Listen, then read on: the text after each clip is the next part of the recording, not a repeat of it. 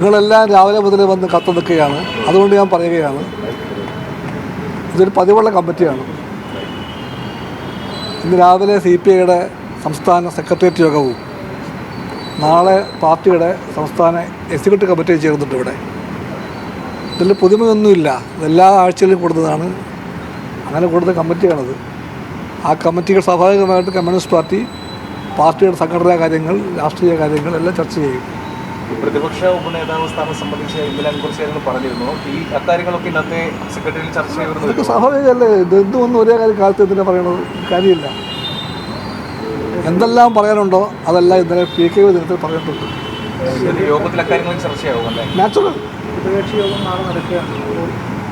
ഉഭയകക്ഷി യോഗമല്ല, LDF convener സഖാവിനെ പോലെ, സുഹൃത്തിനെ പോലെ, നേതാവിനെ പോലെ ഇവിടെ വരുന്നുണ്ട്. ഇത് LDF കൺവീനറാണ്. ഞാൻ CPI സെക്രട്ടറിയാണ്. ഇത് എന്നെ വിളിച്ചു പറഞ്ഞു, തമ്മിൽ കാണണമെന്ന് പറഞ്ഞു.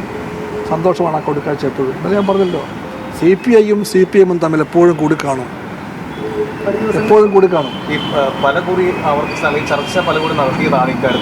ചർച്ചയല്ല, കൂടിക്കാഴ്ചകൾ പലപ്പോഴും ഉണ്ടാകാറുണ്ട്. അത് നേരിട്ട് ഉണ്ടാകാറുണ്ട്, ഫോൺ മുഖേന ഉണ്ടാകാറുണ്ട്. ആ ബന്ധം ഊഷ്മളമായ ബന്ധമാണ്. CPIയും CPMും തമ്മിൽ എല്ലാ കാലത്തും ആ ബന്ധമുണ്ട്. അല്ല, വേഗത ഉള്ളത് ആര് തീരുമാനിക്കും? എന്ത് കാര്യം ഉണ്ടായാലും ശരി, CPIക്കും CPMനും നല്ല ബന്ധമുണ്ട്. ആ ബന്ധത്തിൻ്റെ അടിസ്ഥാനത്തിൽ ഏത് കാര്യവും പറയാനുള്ള അടുപ്പം ഞങ്ങൾ തമ്മിലുണ്ട്. രണ്ട് വ്യക്തികളല്ല, രണ്ട് പാർട്ടികൾ.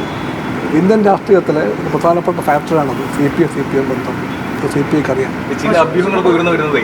അഭിയോഗം ഉണ്ടാക്കുന്നവർ തീർക്കട്ടെ. അഭിയോഗം ഉണ്ടാക്കുന്നത് അവരുടെ കാര്യം. അത് CPI കക്ഷിയല്ല. നോക്കാന്നേ, എപ്പോഴും ശുഭപ്രതീക്ഷയാണല്ലോ. കമ്മ്യൂണിസ്റ്റ് പാർട്ടിക്ക് രാഷ്ട്രീയ വ്യക്തതയുണ്ട്, നിലപാടുണ്ട്, ഇടതുപക്ഷ മൂല്യങ്ങളെപ്പറ്റി തികച്ച കാഴ്ചപ്പാടുണ്ട്. LDFന് പോകാൻ ഒറ്റ വഴിയേ ഉള്ളൂ, ഇടതുപക്ഷ മൂല്യങ്ങളെ മുറുകെ പിടിക്കുന്ന വഴിയാണ്. അതേ വഴിയുള്ള ഇന്ത്യൻ കമ്മ്യൂണിസ്റ്റ് പാർട്ടിക്കും ലെഫ്റ്റിൻ്റെ ആ മൂല്യങ്ങളുടെ കൂടെയായിരിക്കും എപ്പോഴും CPI. എപ്പോഴും ആ മൂല്യങ്ങൾക്ക് വേണ്ടി CPI LDFനകത്ത് ചിലപ്പോൾ പുറത്തും ശബ്ദം ഉയർത്തിയിട്ടുണ്ട്. ഇന്നും നാളെയും അത് ഇടതുപക്ഷ ജനാധിപത്യ മുന്നണിയുടെ ഇടതുപക്ഷ ആശയങ്ങളെ ശക്തിപ്പെടുത്താനും ഇടതുപക്ഷ മൂല്യങ്ങൾ ഉയർത്തിപ്പിടിക്കാൻ വേണ്ടിയാണെന്ന് എല്ലാവർക്കും ഉറപ്പിക്കാം.